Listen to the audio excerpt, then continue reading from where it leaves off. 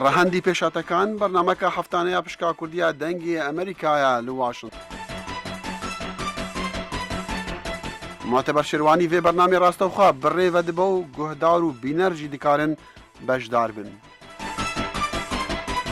جوانترین سڵاو ئاراستەی ئێوە جۆگرانی بەڕێزبێتن کە ئەم بەرنامە هەروها لەسەر سەتەلایتیش بڵاو دەکرێتەوە بەرنمەیەکی ڕاستە و خۆیە. بابەتی ئەمڕۆمان ڕێکەوتنی نێوان ئەمریکا و رووسایە کە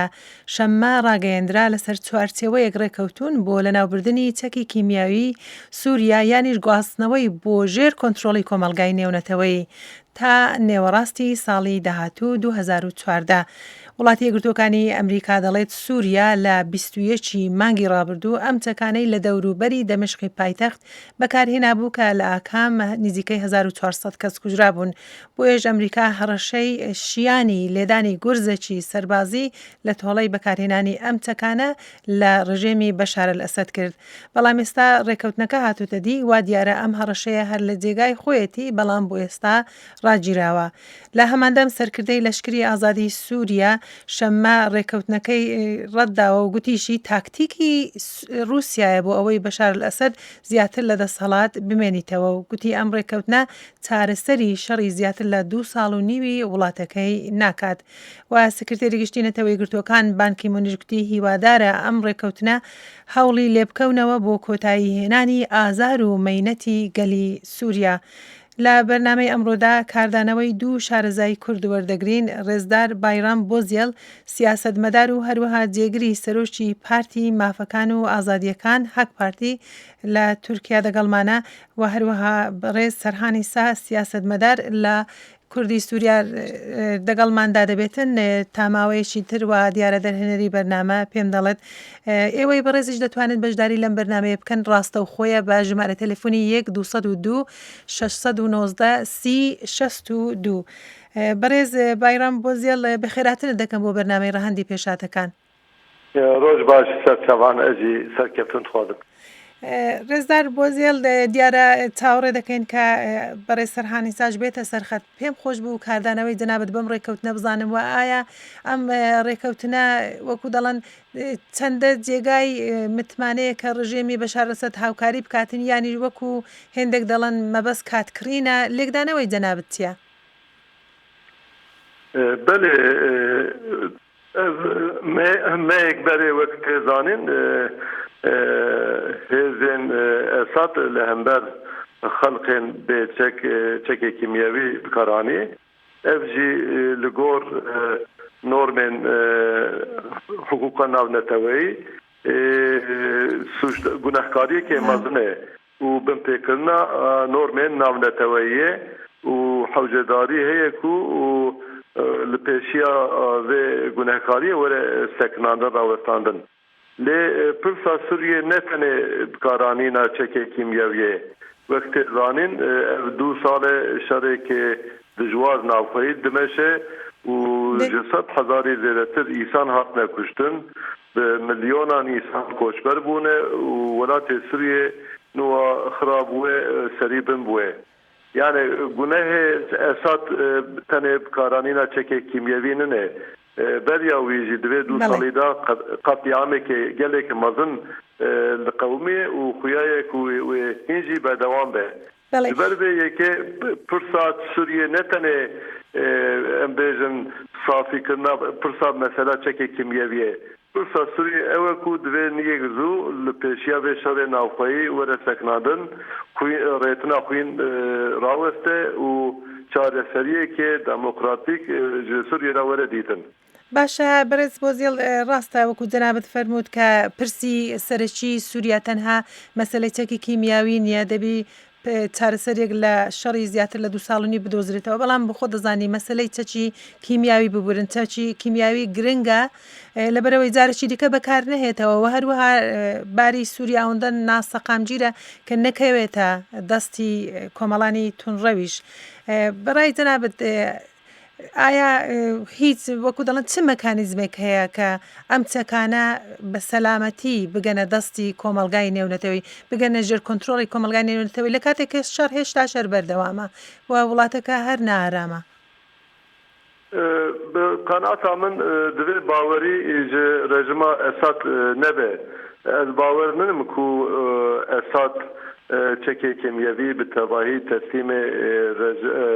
حزب ناودولتی بکه بله بلا حولدان به دوام بن بلا ضغط زیاده بن لسر اساد و حزب ناودولتی به طایبتی جی روسیا و امریکا هفکاری وان باشه جبوکو بکاربن چکی کیمیاوی صدام ورگرن و بگن بن کنترله لی از باور ننم جبرکو اف رژیم نه رژیمی که دموکراتیک و شفافه کو و بخوازه امبیجن چکین کیمیاوی تسلیمین یکی تیا ملتان بکه یانجی قونسیا اوله کاری بکه بقناعت من دی اگر چکی کیمیاوی تسلیم ببنجی وقت مگوت افداوی که باشه لی اف نصافی کرنا پرسا سوریه اف تیوی مانه کو کرم که اساد بله چکی کیمیاوی تسلیم حزب ناودولتی بکه و قتل عام لهمبر خلق سوریه به دوام که اف جبو اساد تنه وندکرنا زمانه افته واته کو عمر رژیم اساد وهین دریج بله جبله که بوان دف دولابان بوان خاپینو کان لیسکان دبی وقت زیاده نه وندکرن و دمزو و حزب ناودولتی بکاربن سریدا شربدن سکناندن و بکاربن ریا پروسسی که دموکراتیک جبو خلق سوریه بکن او چکی رژیم اساد مشروعیت آخوه این خود بکه و قطعاما که 2 سال دمشینه و بدومینه بله هر پرسیاری میج لجناب تر بو که باسی ود کرد که مشروعیتی خوی خورتر بکاتون تر بکا سقام جیرتر بکاتن بخوت اندازان که دوینه اپوزیسیونی احمد تومی با سرک وزیری اپوزیسیون هل بجاردوا که او شوینانه دگرته و که لجر کنترلی رژیم دانین یعنی دو مدا که کۆمەلگای نێونەتەوەی سرنجی زیاتری خستۆتە سەر مەسلەی لەناوبردن یان هێنانە ژێر کۆنترۆڵی چەکی کیمیاوی سووریا بۆ دەستی کۆمەلگای نوێنەتەوەی ئەی ئەوان چ بژاریان لەبەرە لە وڵاتێکی کە شەڕشی هەر لێ بەردەوامە یعنی ئۆپۆزیسیۆن چ بژاری لەبەرە لەو دەمەیدا دیارە ڕەدی ڕێکەوتنەکەشیان داوەتەوە پاسێک و من تێگەیشتم بله اپوزیسیون چتکه او تشتکی دنه اپوزیسیون جی دزانه کو اف حولدانه کو نوها تین مشاندن نجبو صافی کردنا شر نجبو سکردنا شر نجبو راوساندنا قتل عاما جنوسیتا لهمبر گل سوریه دما تو جبو صافی کردنا شر و جبو دستبردانا رژیم تو اساد را داننشی الته و ایمانه کو تو رژیم اساد دناسی تو وک امبیژن هزه که مشروط بینه و از وقت زانی کو وقت هیوی کرن کو اگر اف پروسسا کنترول چک کیمیاوی جی بمشه و انجام وی نوا سالا 2014 دا سندن اوجی دمه که درجه و دوی دمه دا گلو و حزب ناودولتی جبو قطعام سوریه و چه بیجن و حولدان وان چه بیجن کو شر راوسته جبو کو هل بجاتنین دموکراتیک چه ببن و ام بیجن حکومتی که پر عالی هم اپوزیسیون هم ام بیجن کردان پیک وره او چه بکن دوی برنامه که امریکای و روسیه هبه کو رژیم بگوره دوی چرشوه دا حولدانا کنترول کرنا چکه کیمیاوی واتایی که خواهیه اگر او نبه بقناعتا من تو روله کیوی وزن نابه و او اساد و قطعی میخواه بمشینه لی از نابجم کو کنترولا چکه کیمیاوی چتکی خرابه لی انجام جوه پروسس سندن زحمته و البته که دوی هم لهمبر اساد همجی لهمبر اپوزیسیونی بنکو چکی کیمیاوی بکار نینن لی پرسا سوریه وک مگود جه پرسا چکی کیمیاوی درکتیه بوی پرسا مانو نمانا سوریه ام بترسن کو سال 2 سال پانشه لهورته سوریه که ایدی نمینه کو ام بحثا دموکراتیزه بوناوی دام بحثا نورمالیزاوی بکرد. بەڵێ جوتان لە بەرنمەی ڕەهەندی پێشاتەکانەوە بەرنمەی ڕاستەوخۆ لە دەنجی ئەمریکا بڵاو دەبێتەوە و ڕێزدار بایرام بۆزیێل سیاسەتمەدار و جێگری سەرۆکی پارتی مافەکان و هەروە ئازادیەکان هەکپەر لەگەڵمانە بەداخەوە نەمانتوانێەوە تا ئێستاش پەیوەندی بە بەڕێز سەرحانیسا سیاسەتمەداری کورد بکەین لە ئەڵمانیا کە دەبواە یەکێک لە میوانەکان بار ئێوەی بەڕێز دەتوانن بەشداری لەم بەرنمەیە بکەن بە ژمارە تەلەفۆنی 1 619 32 تەلەفۆنێک وەردەگرین بەڕێز مەحمەد لەگەڵمانە فەرموو کاک مەحمەد. ڕۆژ باش بۆ جەنابەت فەرموو.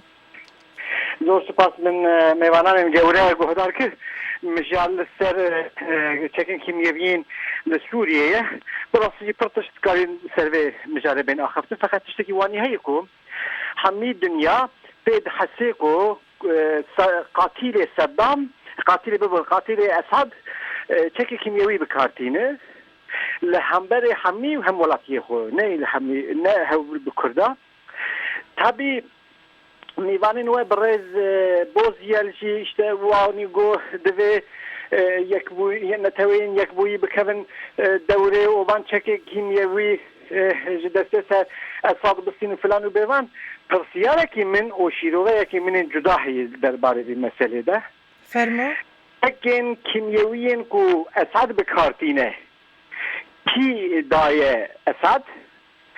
ji bilî wî çekên kimyewî hene ku em zanin di destê wan hêzên kon qaşo li dijî esad şer dikin ÖSO yan wan hêz û hereketên din xuyaye ku di destê wan da jî çekê kimyewî hene kî yan kê dide wan jî divê siyaseta dunyayê û her wiha siyaseta nûselata navîn di derbarê van pirsa da jî mêjoyê xwe bişuxrîne û bikeve nava tevgerê. بەڵێ بەڕێز مەحمەد سۆیلۆ زۆر سپاسی جەنابەت دەکەم بەڕێز بایرام بۆزیێل تکایە فەرموو وەڵامی بدەنەوە فەرموو. بله بقناعتا من دما سکناندنا شر حوجداریا ام بیجن روزانه پیویست اوه کو شر بسکنه قتل عام بسکنه وک رزدار بحث کرن مخادن پیوندین هێزên navdewletî û ev welatên dîktatör ne li ser em bêjin normên demokratîk û ahlakî dimeşin. Ev tiştekê diyar e û hewcedarî heye ku ev saziya dinyayê jî ji çav da were derbaskirin nû ve were sazkirin. Lê ew pirsekê dûr û dirêj e ev dema wî nine kî çekê kimyewî da Sûriye kî piştgiriya wî kir em zanin evê ku divê meselê da giraniya wan heye roj dunyayê da û em bêjin dema borî da piştgiriya Esad kirin piştgiriya Baasê kirin û nûha jî alîkariya Sûriye dikin. Ew pirsekê giştî ye ew pirsekê dûr û dirêj e ew divê nekeve pêşiya pirsa îroyên ya rojan e yek mesela çekê kimyeviyê ku wek rêzdar jî behs kir ihtimaleke mezne ku destê opozisyonê da jî hebe û eger imkan hebe bi tevahî çekê kimyevî werin kontrol kirin û werin wergirtin ji hem opozisyonê hem jî em bêjin Esad. Lê ecarî dibêjim dubare dikim ev gav ev proses mihîm be jî û em piştgiriya wî bikin jî lê divê em esasê meselê ji çav dûr nexin ji ber ku belê çekê kimyevî bi 500 kes 1000 kes hatine kuştin. Lê çekê konvansiyonel jî heta 100,000 zêdetir hatin kuştin. Yani bikaranîna çekê kimyevî tiştê gunehê û çekê din ne gunehê divê em çawan helwestekê çawan bistînin. Wektê zanîn heta nûha Amerika û hevpeymanê Amerika dixwestin müdaxaleyekê bikin. Lê nûha ev pêşniyara Rûsyê pêşiya müdaxalê girt û emrê Esad dirêj kir. Ev pirse gelo ev hewldan kêrê kê tê kêrê Esad tê yan kêrê xelkê Sûriye tê. Ji ber ku Esad wat dema hebe her tim dikare çekê kimyevî bi dest bixe. Eger nebe jî dikare hikûmê xwe bajo ev zulm û zordarî bimeşîne. لێ ئەگەر مداخلە ببێ و حەوجەداری هەیە کو بە ئاوایەکێ ئەفەکتیڤ کو ئەنجام مرە بکە بستینێ مداخلێک ببێ قەستا من نەوە کو مطلقا بە ئارتش مداخلە ببێ باشە بەڵێ دەبێ بە ئاوایان سیاسی دیپلۆماتیک و ئەگەر حەوجە بکە بە هێزێ چەک هێزێ ناودەولەتی بە تایبەتیژی یەکێتیا ملەتان مداخلە سوریە بکێ پێشیا خوینێ پێشیاوان قەتیعامە بستینێ و ڕیا نۆرمالیزاکردنا سوریە بکێ ئەگەر ئەوسا نەبێ ئەوێ ژڤیا ئەساد ئیستیفادە بکێ سعود وەرگرێ ئەوێ ئیران وەرگرێ و ئەوێ رووسیا وەرگرێ باوەرکەم ئەمریکا ژی نوها کەتیە ناوە داعفکێک باشە پێم خۆش بۆ پرسیاریش هەر لەسەر ڕۆڵی وڵاتانی دەوروبەر بکەین کە بە تایبەتی چۆن باری سووریان بە درێژای ئەو 2 ساڵ و نیوە ئاڵۆستریش کردو بەڵام دیارە کاک مەحمەد هەر لەسەر هێلی تەلەفۆنە کاک مەحمەد تکایە ئەگەر تێبینیت هەیە زۆر بە کورتی فەرموو لە من ببۆرە نەکوات بخوازم بەڕێز بۆ زیل ڕابکەم نیخاشە لێ بەلێ بخوازم چەند پرس و کورتە شیرۆڤەیەکی بکەم پێم خۆشە بێگومان ڕاست و دەوێ بەری هەر تشتی ئەم شەڕی قڕێژ هێن لە سووریە بێ ڕاوەستاندن لێبەلێ مەل سعودیژی مەل عێراقیژی دی و هەروەها لە چەند وڵاتی دنێژی مەدیک و شەڕ هاتن ڕاوەستاندن لێ سوژدارên شەڕ نهاتن دیارکردن ئەدوێن بە هەمان دەمێدا دەبێت و مەرێ بکەنەوە تەڤگەڕە یعنی دەولەتên یەکبوویی و هەروەها هەموو وڵات بکەن ناوە هێز و هەرەکەتە کۆڤێن شوی شەڕên قڕێژên سووریە بێ ڕاوەستاندن و لە هەمان دەمێدەژی بقڕکا وان کەسا بگرن و ببێژن بێکا بان چەکên کیمیاوی کێ دایە کی ئەو مژارێکی پڕ مهمە و دەبێ مەرێ ڤیا بیا نەکە مژارە دوویەمین و سێیەمین ji bilî wî li min biborin kurte şîroveyekî hemin ku مجار هاتیه سر سوریه ادخوازم بریا و بریا رادیویا و اون سربیاجی مجارکی تایبت بکنه زور کم خوش ببین لترکیه همولاتین سوریه کوش روزاوا پرانی هاتنه کردین سوریه و علویین سوریه لترکیه لباجار مازن و لکردستان جی دروشکی هل نخوش دا جیانا خو بدومینن نیو دومینن از هیوادارم جی رادیویا و کون به مجارجی بکن مجارکی تایبت و ادویجی بانگ دکم لحمی گهداروانا کو ادویجم هرچقا ام لسر مجارا شر راوستاندنا شر سوریه بسن ام لسر و مجارا بسن جی کو کردن کو و علویین کو یعنی هر وها ملت الدنيا كوجي سوريا زبي شر ربيعنا هاتنا وتركيا بتجيبونا اسطنبول انقره اسطنبول لدياربكر لوانه الروشا وان زور خرابه از هيودارم واز هيفيدكم كو گهدارواجی لسر مجاری بسن و ون رادیوجی لسر مجاری بسن زۆر سپاسی جەناب دەکەم سرنج و تێبینیت زۆر لە جێگای خۆی بۆ بە تایبەتی سەبارەت بە ڕەوشی ئاوارەکان کە لە چەندین وڵات ئێستا جێگیر کراون بەڕێز بایرام بۆی زیێل پێم خۆش بوو باسی هەڵوێستی تورکیا بکەی کە لە سەرەتاوە تورکیا زوو خۆیدا لای ئۆپۆزیسیۆن و بۆ خۆ دەزانین پشتیوانێکی چالاکی هەبووە بەڵام ئێستا بە درێژ تێپەڕبوونی زەمان دەگوترێت کە تورکیاش هەڵوێستەکی شاشی هەبوو هەڵەی هەبوو نازام جەنابەت چ ڕێیەکت هەیە لەو بارەیەوە بله ام هەلوەستە تورکیە لە هەمبەر سوریە هەلوەستێکێ بپرەنسیب نابینن بخابن هەلوەستێکێ ڕۆژانەیە و نە هەلوەستێکێ دوور درێژێک و خزمەتە خەڵکی سوریە بکە جبەر و هون زانن دەما بۆریدا حکوومەتە ئەردۆوان gelek nava peyvendiyê nêzik dabûn bi rejima Esad ra û nuha jî carek da pişta xwe da Esad û berê xwe da opozisyonê belê em tev dibêjin divê ev rejima Sûriyê bigore û rejimekê demokratîk plural federal çê bibe lê ev nayê mane ku ev muxalefeta Sûriyê jî حوجداریه ام بیزن رژیمی که نو جیب جیت که جبر کو او جی باوری ناده هم کردان هم جی ناده دنیای و آلیکاریا ترکیه جی باوی که به کنترل دمشه و حتی تی گوتن کو پشکریا النصرات که کو او دشن لهمبر کردان جی شرط کن ام هستم بالا ترکیه دکشینن کو او پشکریا هیزن تندرو نکن هیزن القاعده و النصره نکن و البته هم پشکریا مخالفتا سوریه بکن ل کاروبار سوریه جی پوزاخ نخم به زیاتر مداخله سوریه نبن جبر کو ترکیه تایبەتمەندی خو یک 900 کیلومتر سینور سوریه هي عددوانجی ترکیه هلوستا لهمبر کردان نه هلوسته که ام بجن ارینیه و دوستانیه جبوه که ام تخوازن ترکیه دور سوریه بسکنه لی دوی مثلا سوریه رین دیپلوماتیک و سیاسی وره سر کرن جبر کو پرسه که سیاسیه و ev konferansa ku Cenevre didwan te bahs kirin lur tevê hem opozisyon hem Kurd hem jî aliye hikûmetê dikarin werin ser masê û werin bihev û her wiha divê kî tevên yên ku bi Sûriyê alaqedarin Amerîka, Rusya yan Tirkiye yan jî muhalefet opozisyon divê mafê Kurdan ji niha ve nas bikin rêz bigirin ji mafê Kurdan ji hebûna wan ji wekheviya wan ji ber ku eger rejima ku nû çê bibe Sûriya ku nû çê bibe eger mafê Kurdan nebibe ne de ew jî wê bibe sebebê tevlîhevî alozî û şerekê didwan em hêvîdarin ev şer nigek zû bi rêyê dîplomatîk were seknandin xwîn were seknandin û vê meselê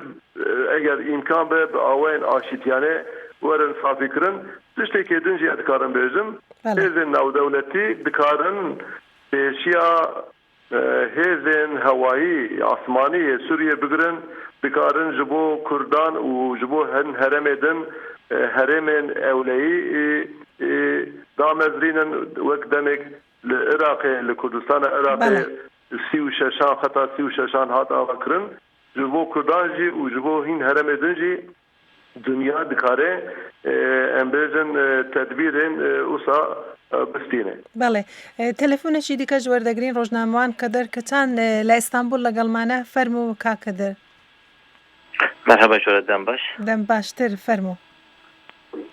پرسێکەمش کەکێ بەیران بۆزل هەیە فەرموو ئەس پێشی پرساخۆ بکەم دوورە سەربێنەکە هەفتەنەکەی کورد دەسیز بکەم ئیرۆژ لە ڕۆژەوادا دەولەتێن دنیای گەلێک ژێ جێگرتنە îro Tirkî bi tekiliya xwe û Elqaîdê û ÖSO bi hevdûre vedrê polîtîkayekê dajonin. Îro jî dibînin got ABD, Amerîka û Rusya anlaşma hevdûr kirine. Nav vê anlaşmê de wê çi fêde bigê Kurda, an fêde ku bigê Kurda, an nagê Kurda. Tirsan ev e. û ya du eşê dixwazim got ecîb çekê rexnê xwe li ser dewleta Tirkî hemberê Kurda dike. بەڵێ زۆر بە کورتی تکایە زۆر بە کورتی فەرموو بەڵێ کەرم کە کاکەدەر فەرموو زۆر بە کورتی کوتی تێبینێکت هەیە فەرموو چونکی کاتمان نەماوە بەوەی کە بەڕێز بایرام بۆ زیاد وڵام بداتەوە فەرموو زۆر بە کورتی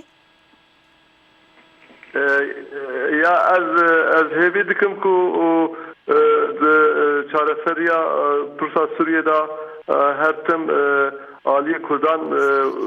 werin nasîn û rola wan pirsend bêdayîn ku Kurd bikarin rolê xwe bilêzin ji ber ku gelê Kurd azadî xwaze aşîtî xwaze û demokrasî xwaze û avakirina Sûriyê da dikarin rolekê gelek erênî bilêzin warê avakirina demokrasiyê da ez ew gelek mühim dibînim adidwan ez hêvîdarim ku konferansa ku li Cenevre were li darxistin Kurd wek aktorek wek aliyek ciyê xwe bigirin û gor agahiyê min Rusya jî Amerîka jî divê derbarê da dixwazin Kurd konferansê da ciyê xwe bigirin lê helwesta Tirkiye dûdiliyê ye aliyek ve El Nusra piştgiriya El Nusra El-Qaîde dike aliyek ve jî car caran em bêjin wek serokê PYD ra Rêzdar Muhsin ra jî dayîn sendê xwe ji dike em hêvîdarin Tirkiye ev siyaseta xwe ya çavda derbas bike û peywendiyê xwe zêdetir Kurdan ra tevê Kurdan ra xurtir bike û bikar bi alîkariya Kurdan eger rolekê erênî bilêje bi alîkariya Kurdan û li gor menfaetê Kurdan Sûriyê da rolek bilêje بەڵێ بەڕێز کەدەر هێستا لەگەڵمان دایوە نیە بەڵێ بەرز کەدەر کەچان لەگەڵماندای تکە نەرینە خۆ بێژە کوتت تێبینیەکت هەیە فەرموو. بله ایروش امن هکل دیروکا کرداج دنرن و یا ترکاش دنرن ایرو کرد حقیقتا ملت کی زده بلنگازه لروجه نوینده بله تو ترکی نرد ترکی سیاست خو همه سر طالبونی کردیا دولت کدی طالبان که آن دولت مافی دولت دی جوانه که دستنه سروینا که خو آواد که جبروی که کرده مدرسه همه به یکیتیا خو بناوا ایرو برز bayram bozul az berin haji per me pevinek şikri bu hepimiz de lehja bu berin 2 sala hangi tişeki hoş gotu bu gerek kurt hame biyekben iro roje kawle devem am kurt hame yekben ilo peydeji u qadafeshi u aw sazi kurdaye de hame iro nebne yek ولا لویج یعنی جیانه کمی یا راستی یا خوشی در باسنا باشه زور سپاس دکم گلگ ممنون روزنامه کە دەرکەسان لە ئیستانبول لەگەڵماندا بووی بەرز بایرام بۆ زێڵ دیارە نزیکەی دەقەیەک و نیومانماوە پێم خۆش بوو لە کۆتاییدا جەنابەت ئەگەر باسی ئەوە بکەی کە زۆر دەکوترێتن کە بارەکە وا دروست بووە دەبی چارەسەری کێشەی کورد لە هەموو پارچەکانی کوردستان بکرێتن جەنابەت پاشە ڕۆژی کوردەکانی سووریا و هەروە کوردەکانی تورکیا کوردستانی ایران و دەبینین کە بەشی کوردستانی عێراقیش لە هەمان باریان باشترە چۆن دەبینی؟ بله باوەریامە ئەوە ئەم ساڵا 21 وەک ساڵا کوردان دەبینن جبەر ku dema şerê sar ku 100 sal domî Kurd mafê xwe bêpar bûn û nasnama wan nehate naskirin û nav 4 dewletên Rojhilata Navîn da hatin parvekirin hem welatê wan hem wek millet û hêzên navdewletî jî çavê xwe ji vê neheqî û zulmê re girtin. Lê îro debekê nû heye statûxoya Rojhilata Navî êdî nameşe û divê mafê Kurdan di Rojhilata Navîn da were naskirin Kurd wek Iraqê, Îranê jî, Tirkiye jî, Sûriye jî bikarbin li ser axa xwe bi awayekê azad bijîn û her wiha dikarin wan xelkê ku wara nûha نوان ولاتانا de jî bi awayê federasyonê bi awayekê wekevî bijîn